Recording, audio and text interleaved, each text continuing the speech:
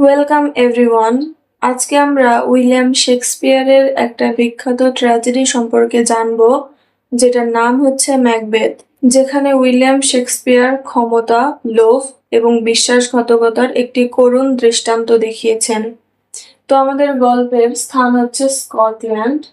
এখানকার রাজা হচ্ছে ডানকান এবং রাজার দুই ছেলে, বড় ছেলে হচ্ছে ম্যালকম এবং ছোট ছেলে হচ্ছে ডোনাল্ড। সেই রাজার দুইটা সেনাবাহিনীর প্রধান কমান্ডার হচ্ছে ম্যাকবেথ এবং অন্যটি হচ্ছে বাঙ্কো। তো এরা দুইজন বর্তমানে যুদ্ধ শেষ করে ফিরছিল, স্কটল্যান্ডের হয়ে নরওয়ের বিরুদ্ধে যুদ্ধ করছিল এবং জিতে তারা স্কটল্যান্ডের দিকে ফিরছিল। সেই সময় তাদের তিনটা উইচেসের সাথে দেখা হয় এবং উইচেসরা ম্যাকবেথ এবং ব্যাঙ্কো দুজনের সম্পর্কেই তিনটা করে প্রফেসি করে। উইচেসরা ম্যাকবেথ সম্পর্কে যে তিনটা প্রফেসি করেছিল সেগুলো হচ্ছে, প্রথমটা হচ্ছে থেন অফ গ্লেমিশ, যেটা অলরেডি ম্যাকবেথ ছিল, ম্যাকবেথের কারেন্ট পজিশন ছিল এটা থেন অফ গ্লেমিশ, তো ওকে ওটা বলে সম্বোধন করে। তারপরে বলে থেন অফ কডর, অর্থাৎ ম্যাকবেথ এটা হতে যাচ্ছিল, এই পজিশন পেতে যাচ্ছিল এবং ফিউচার কিং, ভবিষ্যতে সে রাজা হতে যাচ্ছিল। এই তিনটা ভবিষ্যৎবাণী সে ম্যাকবেথ সম্পর্কে করে, মানে তিনটা উইচেস ম্যাকবেথ সম্পর্কে এই তিনটা ভবিষ্যৎবাণী করে। অন্যদিকে বাঙ্কো সম্পর্কে বলে যে তুমি ম্যাকবেথের মতো হতে পারবে না, কিন্তু ওর যে কম না, ওর যে বেশি সম্মান পাবা। আবার তুমি নিজে কিং হতে পারবে না, কিন্তু তোমার উত্তরাধিকারী বংশধর অর্থাৎ ছেলে কিং হবে। তো প্রফেসিটা শোনার কিছুক্ষণ পর ম্যাকবেথের কাছে সংবাদ আছে যে তারা যুদ্ধ জয় করে ফিরছিল, তাই ডানকান ম্যাকবেথের উপর খুশি হয়ে তাকে থেন অফ কডর ঘোষণা করেছে। তখন ম্যাকবেথ দেখলো যে দ্বিতীয় ভবিষ্যৎবাণী ঠিক হয়ে গেছে। সেই জন্য সে ভাবতে শুরু করে যে যেহেতু দ্বিতীয় ভবিষ্যৎবাণীটা ঠিক হয়েছে উইচেসদের, তার মানে আমি ভবিষ্যতে রাজা হব, এই ভবিষ্যৎবাণীটাও ঠিক হবে। ঠিক এখান থেকেই তার মনের মধ্যে লোভের বীজ, ক্ষমতা পাবার লোভ বপন হয়ে যায়। এরপর ম্যাকবেথ সমস্ত ঘটনা একটা চিঠিতে লিখে লেডি ম্যাকবেথকে পাঠিয়ে দেয়। এখানে আমাদের লেডি ম্যাকবেথ হচ্ছে ম্যাকবেথের বউ, যে কিভাবে তার সম্বন্ধে উইচেসরা ভবিষ্যৎবাণী করেছে এবং কিভাবে অলরেডি সেই ভবিষ্যৎবাণীগুলো সঠিক হতেও শুরু হয়েছে। এরপর সেটা পরে ক্ষমতা পাবার লোভে লেডি ম্যাকবেথ বিভিন্ন প্ল্যান সাজাতে থাকে যে কিভাবে সেটা বাস্তবায়ন করা যায়। এরই মধ্যে আমাদের ডানকান, এটা হচ্ছে ইনভারনেসে চলে আসে। ইনভারনেস হচ্ছে ম্যাকবেথের থাকার জায়গা, যেখানে ম্যাকবেথ এবং লেডি ম্যাকবেথ থাকে। যেহেতু স্কটল্যান্ডের হয়ে যুদ্ধ করে বিজয়ী হয়ে ম্যাকবেথ ফিরে আসলো, তাই তাকে সম্বর্ধনা দেওয়ার জন্য, তাকে সম্মান জানানোর জন্য রাজা নিজে অর্থাৎ কিং ডানকান নিজে ম্যাকবেথের সেই প্রাসাদে চলে আসে। ম্যাকবেথের প্রাসাদের নামটা মনে রাখবে, এটা হচ্ছে ইনভারনেস। চলে আসে এবং লেডি ম্যাকবেথ বুঝতে পারে যে এটাই মোক্ষম সুযোগ, যা করার এখনই করতে হবে। তো সে ডানকানকে খুন করার প্ল্যান সাজাতে থাকে। রাতে খাওয়া দাওয়ার পরে যেই রক্ষীরা ডানকানকে পাহারা দেবে তাদেরকে খাওয়ার সাথে বেশি করে মদ দিয়ে তাদেরকে ঘুম পাড়িয়ে দেয় এবং ম্যাকবেথকে বলে যে যাও এখন গিয়ে তুমি ডানকানকে মেরে ফেলো।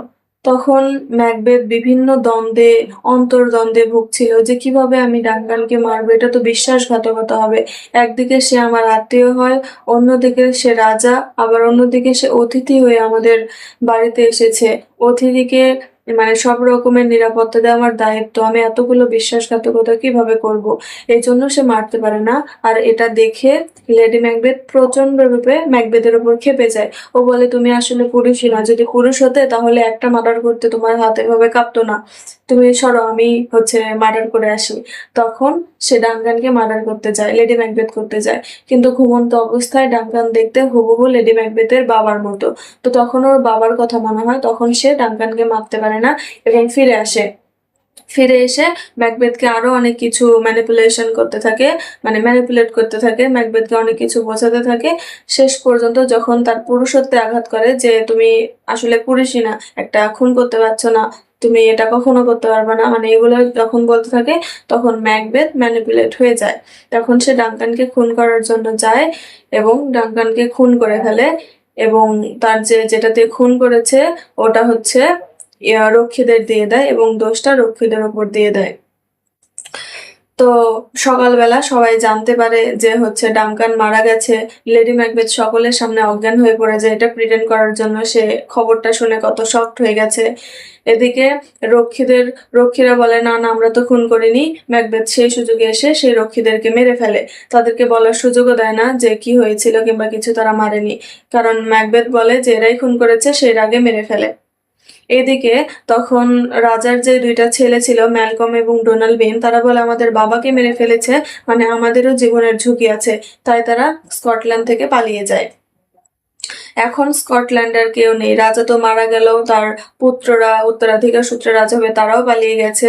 তো তখন ম্যাকবেথ স্কটল্যান্ডের রাজা হয়ে যায়, অর্থাৎ তৃতীয় ভবিষ্যৎবাণীও ঠিক হয় যে ম্যাকবেথ স্কটল্যান্ডের রাজা। কিন্তু রাজা হবার পরে ম্যাকবেথের আর ঘুম ধরে না, কারণ তখন তার মনে পড়ে যে আমি তো রাজা হয়ে গেলাম, কিন্তু উইচেসরা আরো একটা ভবিষ্যৎবাণী করেছিল বাঙ্কর সম্পর্কে, যে বাঙ্কর সন্তান হচ্ছে রাজা হবে, তাহলে আমার তো রাজত্ব চলে যাবে একসময়, আমি হয়তো মারা যাবে এরকম কিছু। অতএব আমার রাজ্য, আমার সিংহাসনটা সিকিউর করতে হবে। এই জন্য সে লোক ভাড়া করে, এবং লোক ভাড়া করে বাঙ্কো এবং তার ছেলে ফ্লিন্সকেও মেরে ফেলার সিদ্ধান্ত নেয়। তো লোকরা যাওয়ার পরে বাঙ্কোকে মেরে ফেলে, কিন্তু ফ্লিন্সকে মেরে ফেলতে পারে না। ফ্লিন্স পালিয়ে যায় ওখান থেকে। তারপর ম্যাকবেথ যেহেতু রাজা হলো, তাই সবাইকে হচ্ছে নিমন্ত্রণ করে, মানে রাজভোগ করার জন্য। সেই রাতে যখন সবাই আসে, তখন ম্যাকবেথ যখন তার সিংহাসনে বসতে যাবে, মানে ভোজনের জন্য যেখানে বসতে যাবে, ম্যাকবেথ দেখে সেখানে তার হ্যালুসিনেশন হয়, দেখে যে বাঙ্কো সেখানে বসে আছে এবং হাসছে তাকে দেখে।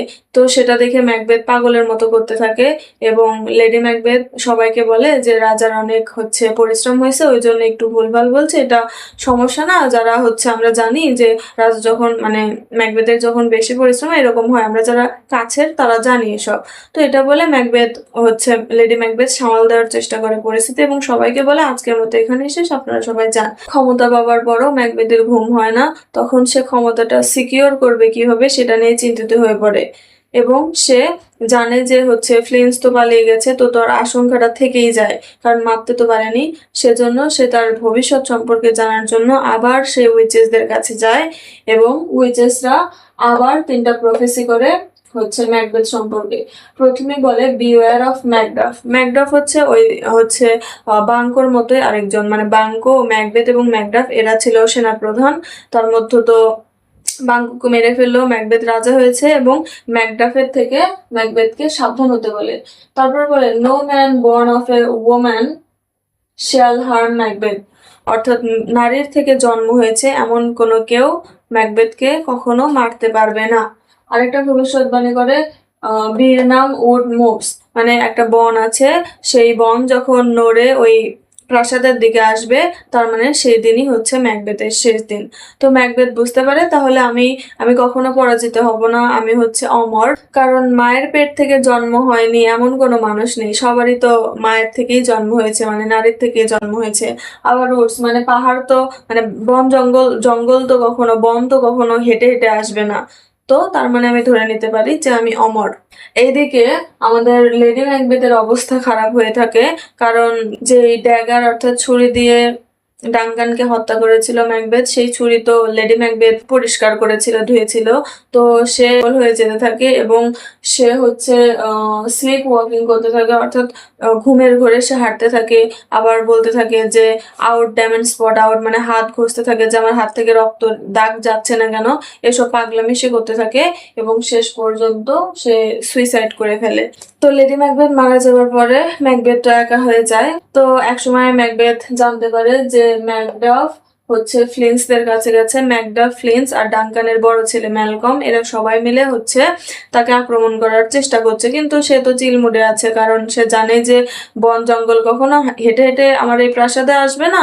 আবার সবাই তো মায়ের থেকেই জন্ম হয়েছে, নারীর থেকেই সবার জন্ম হয়েছে, তো নারীর থেকে জন্ম হয়েছে এরকম কেউ তো আমাকে মারতে পারবে না। তো সে ওরকম ভাবেই থাকে। এক সময় তারা হচ্ছে বেনামোট বলতে ওখানে এদের আর্মিরা মানে ম্যাকডাফের আর্মিরা সবাই ওই বন জঙ্গলের গাছপালা কেটে ওইটা তারা হচ্ছে সাজায় নিজেদেরকে, মানে তাদেরকেও গাছের মতো মানে বন জঙ্গল যা যা গাছপালা আছে ওইগুলো নিয়ে নিজেদেরকে সাজিয়ে সামনে সামনে আসতে থাকে। এটার মানেই হচ্ছে জঙ্গল মুভ করতেছে প্রাসাদের দিকে। সেটা ম্যাকবেথ দেখে, দেখার পরে আক্রমণ করে এবং যুদ্ধ হতে থাকে। তো যুদ্ধের এক পর্যায়ে ম্যাকবেথ ম্যাকবেথের যুদ্ধ হচ্ছে ম্যাকডাফের সাথে। তখন ম্যাকবেথের মনে পড়ে যে উইচেসরা তো আমাকে ম্যাকডাফের থেকে দূরে থাকতে বলেছিল, কিন্তু তারপরেও সে সাহস হারায় না। সে বলে, ম্যাকডাফ তুমি আমাকে কখনোই মারতে পারবে না, কারণ তুমি হচ্ছে নারীর থেকে জন্ম হয়েছে, তোমার নারীর পেট থেকে। তখন ম্যাকডাফ ওকে বলে যে না মূর্খ, তুমি ভুল করছো। আমি নারীর পেট থেকে সাধারণভাবে জন্মগ্রহণ করিনি, আমাকে মানে আমি জন্মের সময় পেট কেটে আমাকে সিজার করে বের করা হয়েছিল। তো এটা শুনে তো ম্যাকবেথ বুঝতে পারে যে তার আর বাঁচার কোনো সুযোগ নেই, কারণ অলরেডি ভিনামোর্স মানে ওই যে তার গাছপালা কেটে যে ওইটা নিয়ে আসছিল, তো ওইটাও মুভ করা হয়ে গেছে। ম্যাকডেফও সামনে আছে এবং সেও নারীর পেট থেকে মানে নর্মাল ভাবে জন্ম নেয়নি। অতএব ম্যাকবেথ বুঝতে পারে যে তার সময় ঘনিয়ে এসেছে এবং এক সময় ম্যাকডাফ ম্যাকবেথের গলা কেটে ফেলে এবং এভাবে লোভের পরিণতি আমরা দেখতে পারি। এবং শেষ পর্যন্ত ম্যাকডাফ ওর গলা কাটার পরে হচ্ছে ডাঙ্কানের ছেলের কাছে নিয়ে যায় এবং ডাঙ্কানের বড় ছেলে ম্যালকম স্কটল্যান্ডের নতুন রাজা নিযুক্ত হয়।